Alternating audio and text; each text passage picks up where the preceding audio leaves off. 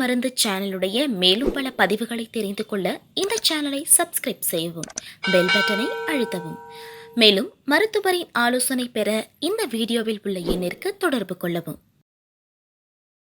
இயற்கை மருந்துகளுக்கு வணக்கம். நம்முடைய அருகில் பாரம்பரிய சித்த வைத்தியர் மதிப்புக்குரிய செம்மணியா இருக்காரு.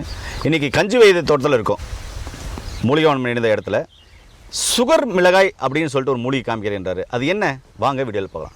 வணக்கம் ஐயா. வணக்கம் சார். சுகர் மிளகாய்னு ஒரு மூலிகை சொன்னீங்க ஐயா? ஆமாம் சார். இது வரைக்கும் கேள்விப்படாத ஒரு மூலிகை இருக்கு. கண்டிப்பாக சொல்லுங்க, இதை பற்றி தான் பாருங்க. இதுதான் சார் சுகர் மிளகாய்.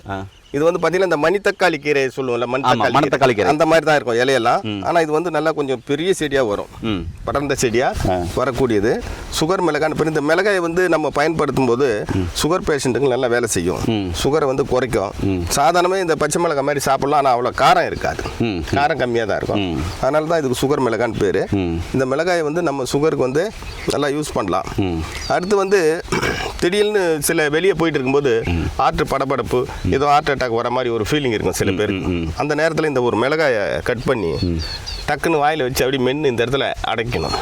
நாக்கு கீழே அடைக்கிட்டோம்னா உடனடியாக அந்த ஹார்ட் அட்டாக் வந்து நின்று போயிடும். ஏன்னுக்குன்னா இந்த மிளகாயை வாய்க்குள்ளே வச்சு மென்று சாப்பிடும்போது இருமல் வந்துடும். இருமல் வரும்போது அந்த ஹார்ட் அட்டாக் வரும்போது அப்படி ஸ்டாப் ஆகிடும். அவங்க அந்த நேரத்தில் நல்லா இரும்பாங்க, ரொம்ப சவுண்டாக இரும்பும்போது ஆட்டு இயல்பாக துடிக்க ஆரம்பிக்கும், நார்மல் ஆகிடும். இது எமர்ஜென்சி வைத்தியம். அதுக்காக இந்த மிளகாய் பயன்படும். இந்த மிளகாய் மட்டும் இல்லை, சாதாரண மிளகாய் நம்ம குழம்புக்கு யூஸ் பண்ணுற எல்லா மிளகாயும் அதுக்கு பயன்படும்.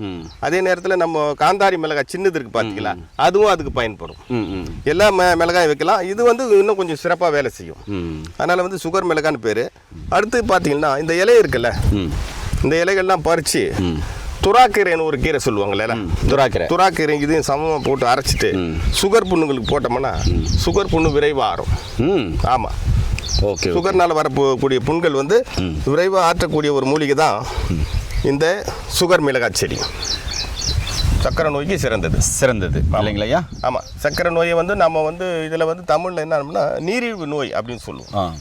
நீரிழிவு என்றால் அதான் ஒன்றுக்கு உடனே போயிடுவாங்க. அவங்க வந்து சில பேர் நீர் சத்தை வந்து வெளியேற்றிக்கிட்டே இருக்கு. அதனால நீரிழிவு நோயின்னு பேர் சுகருக்கு. அது வந்து சக்கரை வியாதி, சுகரு, நீரிழிவு நோய், இப்படி பல பேரில் அழைக்கக்கூடிய மதுமேகம் சொன்னீங்க கரெக்டாக. அது வந்து மதுமேகம். மதுன்னா இனிப்பு. அந்த இனிப்பு வந்து உடல் முழுக்க பரவுறதுனால மதுமேகம்னு ஒரு பேர் அதுக்கு. இப்படி 4 பேர் கொண்ட சுகருக்கு இது ரொம்ப நல்லது. ஏன்னா நேர்களே, சுகர் மிளகாய் மூலிகை பற்றி அற்புதமான தகவல் இன்னைக்கு பார்த்துருக்கோம். இது போல தகவல் தெரிஞ்சுக்கொள்ள நம்முடைய சேனலை சப்ஸ்கிரைப் பண்ணுங்கள், ஃபாலோ பண்ணுங்கள்.